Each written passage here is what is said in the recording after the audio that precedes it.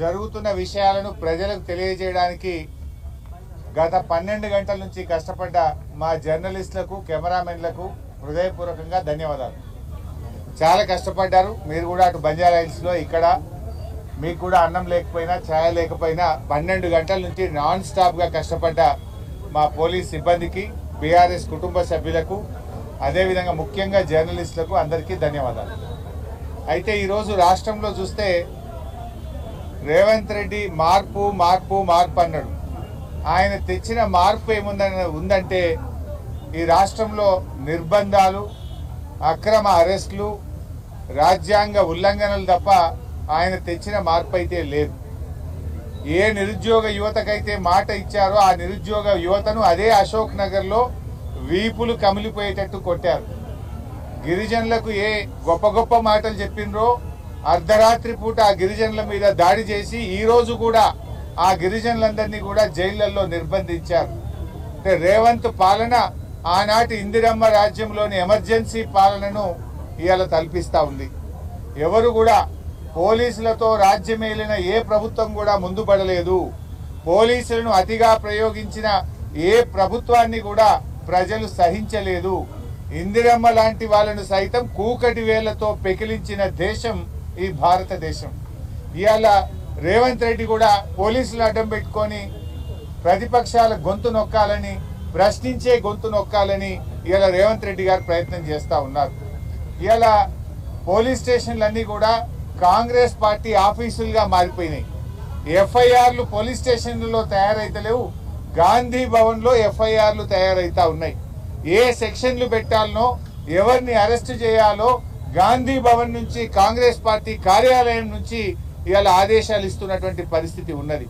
Police ఉన్నతాధికారులు కూడా ఇవాళ ఒక విషయం ఆలోచించుకోవాలి. మీరు రేవంత్ రెడ్డి ఏం శాశ్వతం కాదు. ఈయన ఇవాళ ఉంటాడు, రేపు పోతాడు.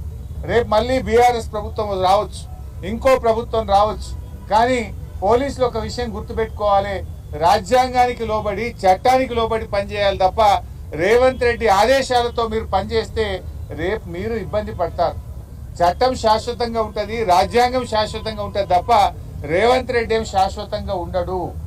ఆయన ఇష్టం వచ్చినట్టు ఒక సైకో లాగా ఇవాళ రేవంత్ రెడ్డి వివరిస్తా ఉన్నాడు. ఒక సాడిస్టిక్ ప్రెషర్లో రేవంత్ రెడ్డి గారు ఉన్నారు. అంటే ఆయన ఒక పగ, ప్రతీకారంతో ఆయన పనిచేస్తూ ఉన్నాడు. ఇవాళ రేవంత్ రెడ్డి గారు ఒకటే విషయం ఆలోచించుకోవాలి.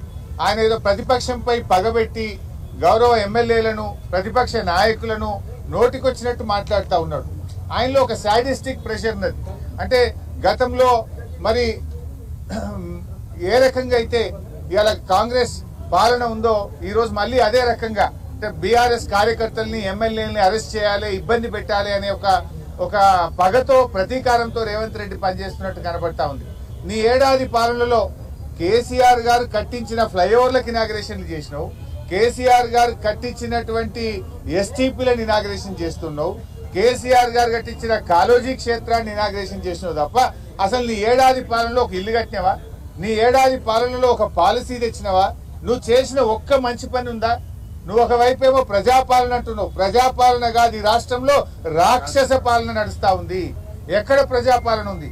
ప్రజాస్వామ్యము, ప్రశ్నించే హక్కు ఇస్తాం, 7వ గ్యారంటీగా ఇస్తున్నాను. నీ 7వ గ్యారంటీ ఏమన్నా ఉంది అంటే ఈ రాష్ట్రంలో అక్రమ అరెస్టులు తప్ప 7వ గ్యారంటీ ఏమీ అమలైతలేదు. ఇలా రాహుల్ గాంధీ గారు పెద్ద పెద్ద మాటలు మాట్లాడుతుండు. నన్ను ఎందుకు పోనీయరు అని చెప్పి మొన్న ఈ మధ్య నేను ప్రతిపక్ష నాయకుడిని, నన్ను ఏ రకంగా అరెస్ట్ చేస్తారు అని రాహుల్ గాంధీ గారు మాట్లాడుతున్నారు. నేను అడుగుతున్న రాహుల్ గాంధీ గారు, ముందు నీ ముఖ్యమంత్రిని అడుగు. ఈ రాష్ట్రంలో ప్రతిపక్ష నాయకుడిగా ఉన్న మధుసూదనాచారి గారు లగచెర్లకు వెళ్లారు. ఆయన ఎందుకు అరెస్ట్ చేశారు? అర్ధరాత్రి పూట లగచెర్లలో మహిళల గొంతు మీద కాళ్లు పెట్టి వాళ్ళ భర్తలను, పిల్లల్ని నువ్వు అరెస్ట్ చేస్తే ఆ కుటుంబాలను పరామర్శించడానికి, వాళ్ళకి ధైర్యం చెప్పడానికి ప్రతిపక్ష నాయకుడిగా మధుసూదనాచారి గారు వెళ్తుంటే ఆయనను అరెస్ట్ చేశారు కదా. ప్రజా సంఘాలు, POW సంజయ్ గారు, వారి సభ్యులందరినీ కూడా నడి రోడ్డు మీద బట్టలు చింపి వాళ్ళు అరెస్ట్ చేశారు కదా. అసలు ప్రజాస్వామ్యం ఎక్కడుంది? రాహుల్ గాంధీ గారు రాజ్యాంగం గురించి, ప్రజాస్వామ్యం గురించి మాట్లాడాలంటే ముందు మీరు రేవంత్ రెడ్డి నీ చక్కగా చేయి, ఆయనకు ఆదేశాలు లేదా ఆయన నీకు వినకపోతే ఆయనను తొలగించు. ఇలా అర్థమవుతుంది. రేవంత్ రెడ్డి ఫ్రస్ట్రేషన్ కూడా అర్థమవుతుంది. ఢిల్లీకి పోతే రాహుల్ గాంధీ అపాయింట్మెంట్ దొరకలేదు. ఈ మధ్య 5 ట్రిప్పులు 6 ట్రిప్పులు కొట్టినా ఢిల్లీలో రాహుల్ గాంధీ అపాయింట్మెంట్ దొరకలేదు. ఎవడు కుర్చీ గుంజుకుంటాడో అనేటువంటి ఫ్రస్ట్రేషన్ లో ఉంది. మంత్రులు ఎవరు ఆయన మాటింటున్నటువంటి పరిస్థితి లేదు. అంత ఆగమాగం.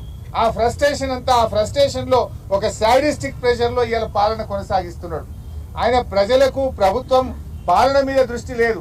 ఎంతసేపు ఎక్కడ డబ్బులు సంపాదించాలి, ఎక్కడ ప్రతిపక్షాల మీద అక్రమ కేసులు పెట్టాలి, ఎక్కడ ప్రతిపక్షాలను వేధించాలి, దీని మీద ఇవాళ రేవంత్ రెడ్డి గారు పనిచేస్తున్నారు తప్ప అసలు పాలన ఇవాళ గాలికి వదిలేసిండ్రు.